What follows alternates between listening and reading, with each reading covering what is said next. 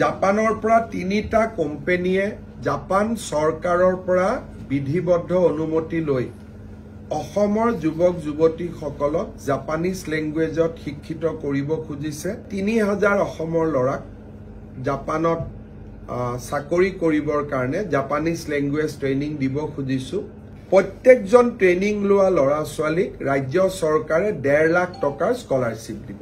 আমি বহু দিনৰ পৰা জাপানত অসমৰ শিক্ষিত ল'ৰাক চাকৰিৰ বাবে পঠিয়াবৰ বাবে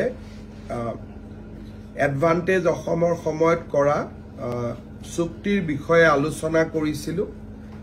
জাপানৰ পৰা ৩টা কোম্পানীয়ে জাপান চৰকাৰৰ পৰা বিধিবদ্ধ অনুমতি লৈ অসমৰ যুৱক যুৱতীসকলক জাপানিজ ল্যাঙ্গুৱেজত শিক্ষিত কৰিব খুজিছে।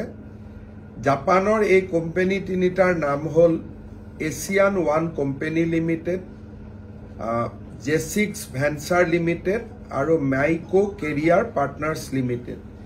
এই ৩টা কোম্পানীয়ে অসমৰ ল'ৰাক জাপানী ভাষাত শিক্ষিত কৰিব আৰু জাপানত নিশ্চিত নিয়োগৰ সুবিধা দিব। আৰু জাপানত যেতিয়া আমাৰ ল'ৰাই কাম কৰিব ইণ্ডিয়ান ৰুপিজত মাহত প্ৰায় ২.৫ লাখ টকালৈকে উপাৰ্জন কৰিব পাৰিব। এই বিষয়ে আমি এই ৩টা কোম্পানীয়ে অসমত অহাৰ পিছত আলোচনা কৰাৰ পিছত আমি আৰু আপোনালোকক তথ্য দিব পাৰিম। এই ট্ৰেইনিং প্ৰগ্ৰেম বিলাকত ৩-৩.৫ লাখ ৪ লাখ টকা পৰ্যন্ত খৰচ হয়। ইয়াক যাতে ল'ৰা ছোৱালীয়ে খৰচবোৰ বহন কৰিব পাৰে সেইকাৰণে ৰাজ্য চৰকাৰে ১.৫ লাখ টকাৰ ৰাজ সাহায্য আগবঢ়াব। বাকি টকা ষ্টুডেণ্টে বেংকৰ পৰাও ল'ব পাৰিব বা নিজেও ইমানখিনি পুঁজি তেওঁলোকে ব্যয় কৰিব পাৰিব। কাৰণ ৩ মাহ জাপানত দৰমহা পোৱাৰ লগে লগে তেওঁলোকৰ মূল বা যিটো বিনিয়োগ কৰিছিল সেইটো লগে লগে তেওঁলোকে উভতাই দিব পৰা পৰ্যায়ত আহি যাব।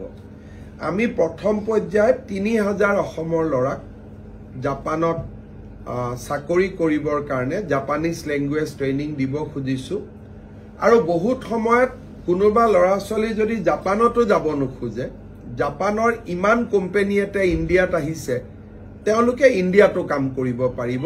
জাপানিজ কোম্পানী ইন ইণ্ডিয়া এই আঁচনিখন যাৰ নাম আমি CM ফ্লাইট বুলি দিছো, chief minister foreign language initiative for global human talent. So এইটো আমাৰ এডভান্টেজ অসমত আমি ঘোষণা কৰিছিলো। আজি তাক আমি এটা সম্পূৰ্ণ ৰূপ দিলো। ইয়াৰ প্ৰত্যেকজন ট্ৰেইনিং লোৱা ল'ৰা ছোৱালীক ৰাজ্য চৰকাৰে ১.৫ লাখ টকাৰ স্কলাৰশ্বিপ দিব।